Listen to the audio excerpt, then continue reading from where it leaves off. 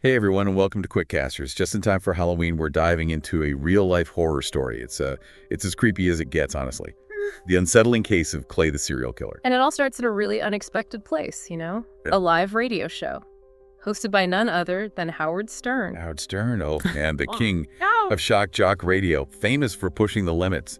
But even HE wasn't ready for the call he got on August 13th, 1997. So picture this, it's a live broadcast, the usual, banter and chaos. And then this man calls himself Clay. And at first you might think, okay, a prank call on the Howard Stern show. What's so unusual about that? But trust me, this was different. What's so unsettling is just the chilling calmness in Clay's voice as he casually drops this bombshell. He claims to be a serial killer. And he doesn't just make a vague claim and hang up. He goes into detail about his alleged crimes, his methods, his victims. It was so unexpected. Even Howard Stern, a man who'd heard it all, was taken aback. Okay, so I know what you're thinking. Is this a sick joke or is this terrifyingly real? Well, let's actually listen to a clip from the show. And you can decide for yourself. But be warned, this content is disturbing. This is from the actual Howard Stern show broadcast, August 13th, 1997. Here it is. The calmness in his voice is what really gets me. Exactly. He's talking about taking a person's life with this strange matter-of-factness. It's truly disturbing. Yeah, and I bet for everyone listening live, this must have been incredibly unnerving. It really makes you question, real or not. You know what I find interesting? Howard Stern, despite being caught off guard, he asks some surprisingly insightful questions. For example, he asks Clay about how he killed his victims, specifically if he strangled them. He even asked if he had ever hurt animals. Wait, why ask about animals? What does that have to do with anything? It's actually a reference to the McDonald triad. Oh yeah, doesn't that suggest a person might be predisposed to violence? It's a theory, of course, not foolproof by any means, but it links animal cruelty, fire setting, and bedwetting in childhood to a potential for violence later in life, so not a way to predict who will become a killer. But it was a cultural reference point that Howard Stern picked up on, which I find really interesting. It adds another layer to this whole bizarre situation, It's just chilling to think that someone could talk about murder so casually. It really is. But this next part of the call, it sends shivers down my spine. Clay starts talking about leaving clues for the police. Oh, man. It's like he wants to be acknowledged, to have his work recognized. Exactly. This is a classic hallmark of a certain type of serial killer. The need for notoriety. It's like a twisted game to them. And remember, at this point, no one knows if this is even real. Right. Are we listening to a confession or an elaborate hoax? Yeah, I mean, who knows at this point? Let's listen to more of the call. Okay, did you catch that? He just casually mentions that some of his victims were never found. Oh, God. It's like he's keeping score. That detail really gets to me. It suggests a narcissistic personality.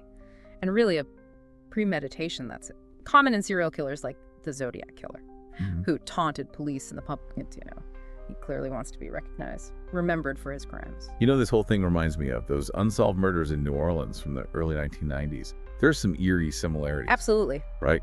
The New Orleans cases were horrifying, mostly African-American victims, many of them sex workers, just like Clay described. And there's another parallel, a year-long gap in the murders between 1993 and 1994. Clay said he took a year off too, didn't he? You're right. And he also mentioned his victims being mostly African-American. It's like looking in a mirror. But here's where things take an even darker turn. At the end of the call, Clay mentions that the prime suspect in the New Orleans case was a black police officer. Yes, and that detail is both fascinating and incredibly disturbing. A police officer involved in these crimes, it adds a whole new level of complexity to the case. It really makes you wonder if Clay is intentionally trying to mislead investigators, or if he's revealing an inside connection to the case. So who is this police officer? Is there someone who actually fits this description? There is. His name is Victor Gant, and his story it's like something ripped from the headlines. Okay, let's get into it. Who is Victor Gant, and what is his connection to all of this? Victor Gant was a black police officer in New Orleans, and he was romantically involved with a woman named Sharon Robinson. In April 1995, Sharon was found murdered. And this murder was particularly brutal, wasn't it? It was horrifying. Sharon's body was found face down in a shallow body of water, homicide by drowning. And as if that wasn't bad enough, her best friend, Karen Ivester, had been found murdered just hours earlier, only a mile away. 2 murders in a short time span, both women connected to Victor Gant. That certainly paints a rather suspicious picture, doesn't it? It does, and it gets more complicated. Chewing tobacco was found at the scene of Karen's murder. And guess what? What? Victor Gant was known to chew tobacco. Okay, so now he's directly linked to at least one of the crime scenes. They must have had him dead to rights, right? You would think so, wouldn't you? But it's not that simple. During the investigation into Sharon and Karen's murders, the FBI uncovered something truly shocking. Several New Orleans police officers, including Victor Gant, were implicated in prostitution rings. Wow. Talk about a tangled web. So it's not just about two murders anymore. It's about corruption within the police force itself. Exactly. And here's the kicker. The murders abruptly stopped after Gant was questioned by police. So what happened? Did they ever have enough to charge him with the murders? That's the frustrating part. They investigated him, brought him in for questioning, but the evidence against Gant never reached that undeniable threshold. So he just walked away. What about the murders? Were they ever solved? Gant was eventually fired from the police force for unrelated misconduct, but those murders, they remain officially unsolved to this day. This is unbelievable.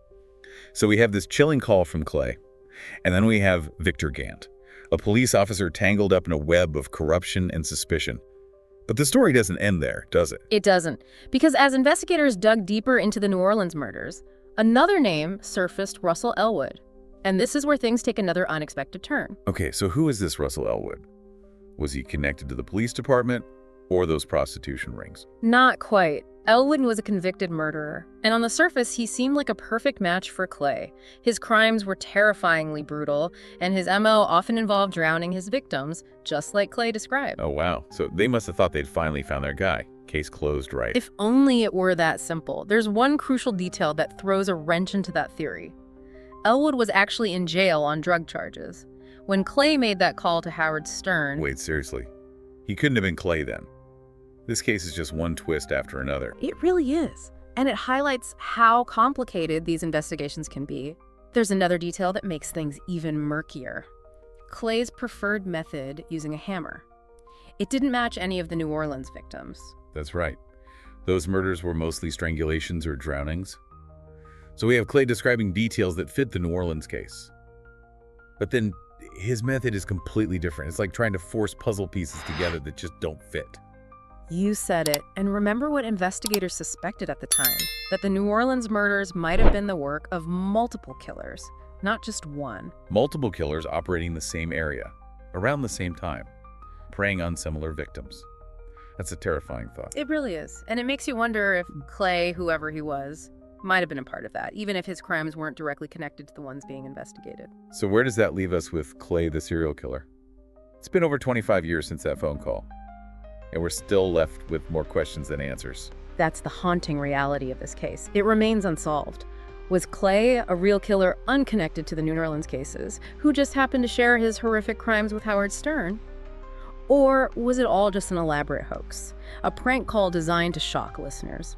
We may never know for sure. It's like something out of a horror movie. Except this is real life. And I think those unanswered questions are what make this case so unsettling, don't you think? Absolutely.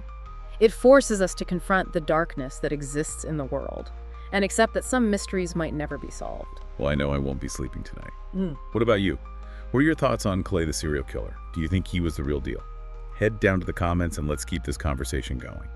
And if you enjoyed this eerie deep dive into the world of true crime for Halloween, don't forget to like, subscribe, hit that notification bell, and share this video with your friends. Until next time, stay spooky.